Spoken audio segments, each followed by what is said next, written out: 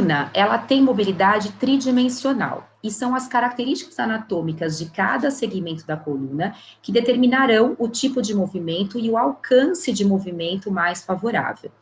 Isso é determinado principalmente pela orientação das facetas articulares, das articulações mesmo dos diferentes segmentos da coluna vertebral.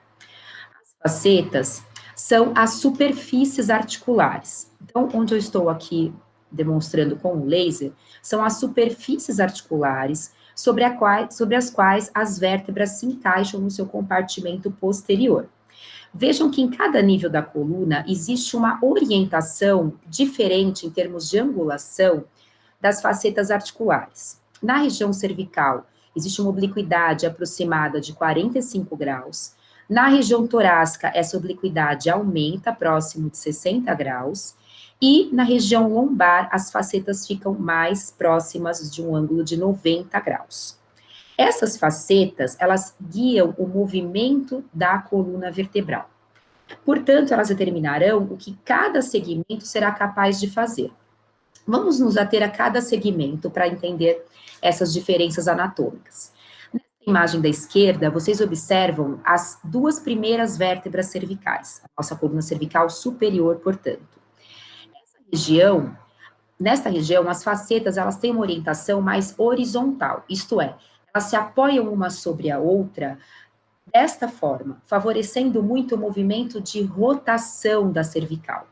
Portanto, a nossa cervical superior e a nossa cabeça, ela é responsável por 50% da rotação cervical total.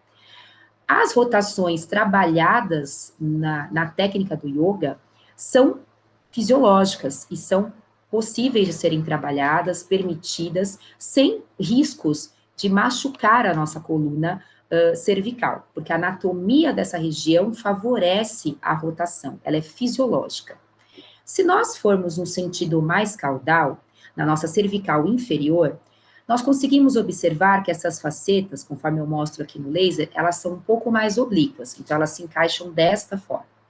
Esse encaixe também favorece os movimentos de rotação. Então, a cervical inferior também colabora muito para a rotação da nossa cabeça e da nossa cervical como um todo. Tendo a rotação, então, um movimento de maior amplitude, seguido pela flexão, já que ocorre um deslizamento de uma faceta sobre a outra, acompanhando essas inclinações facetárias. Depois, a extensão, acompanhando a nossa lordose fisiológica, que já posiciona a nossa cervical em extensão. E, enfim, a inclinação, com um pouco menos de amplitude pela limitação dos ligamentos laterais intertransversários. Então, todos estes são movimentos fisiológicos da coluna cervical que estão presentes nos exercícios do yoga. Descendo no sentido mais caudal, vamos em direção à coluna torácica. A coluna torácica, conforme destaco aqui em vermelho, ela apresenta facetas articulares um pouco mais oblíquas. Isso também favorecerá um movimento rotacional de deslizamento sobre essas facetas. Será favorecida também a inclinação da coluna torácica e, em menor amplitude, a flexão, acompanhando a cifose torácica, e a extensão. Por que a flexão e a extensão apresentam menores amplitudes? Devido à presença das costelas, e no caso da extensão, os processos espinhosos também entram em contato precocemente, limitando a hiperextensão. Mas a torácica, ela é muito importante na rotação do tronco. Portanto, quando os exercícios do yoga focam movimentos rotacionais, a torácica está sendo muito bem trabalhada, sendo um movimento indicado para essa região, sendo fisiológico trabalhar este movimento. Descendo em direção à coluna lombar, nós vemos que as facetas, elas têm uma orientação mais vertical, seguindo um ângulo de 90 graus em relação ao plano transversal. Isso vai favorecer muito o movimento de flexão da coluna lombar. Então, a nossa coluna lombar, ela está preparada para dobrar, para fletir. E este é um movimento que muitas vezes é temido pelas pessoas. As pessoas consideram que esse movimento pode machucá-las, principalmente após episódios de dores lombares. Mas gostaria de focar aqui que é um movimento seguro, fisiológico e muito favorecido pela anatomia da região lombar. Seguida a flexão, nós temos a extensão, que também é favorecida por esse posicionamento das facetas. Mas a extensão, ela será um pouco mais limitada pela aproximação dos processos espinhosos, são grandes processos espinhosos que nós temos aqui na região lombar. A lombar, ela tem já uma lordose fisiológica, então ela já está posicionada em extensão, então a hiperextensão também é um movimento fisiológico para esta região, e a hiperextensão também é bastante trabalhada nos movimentos do yoga.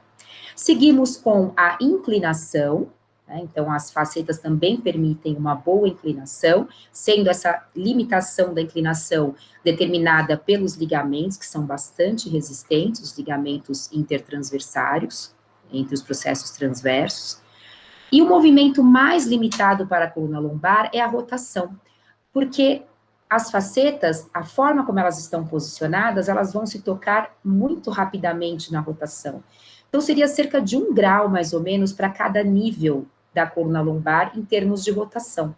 Então, a lombar, ela roda muito pouco. Onde devemos focar a rotação nos exercícios físicos? Na região torácica e na região cervical.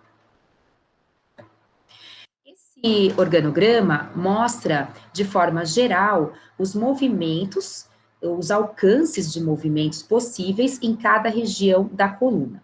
Então, em destaque aqui em cima, vejam que a região cervical superior, ela tem uma boa amplitude no sentido da flexão, flexão anterior, dobrar a cabeça e a cervical, flexão lateral menor amplitude e uma grande amplitude de rotação, como eu disse anteriormente, 50% da rotação da cervical acontece nessa região. Se descermos em direção à cervical inferior, continuamos aqui com uma grande amplitude de flexão e uma grande amplitude de rotação.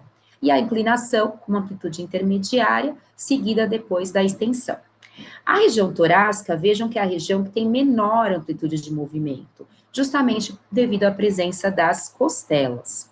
E a região lombar, ela tem grande amplitude de flexão, então ela foi feita para dobrar anteriormente, e pouquíssima amplitude de rotação, ok? Então, dessa forma, resumo aqui, como a anatomia funcional, a característica estrutural das facetas, determina os alcances de movimento fisiológicos da coluna.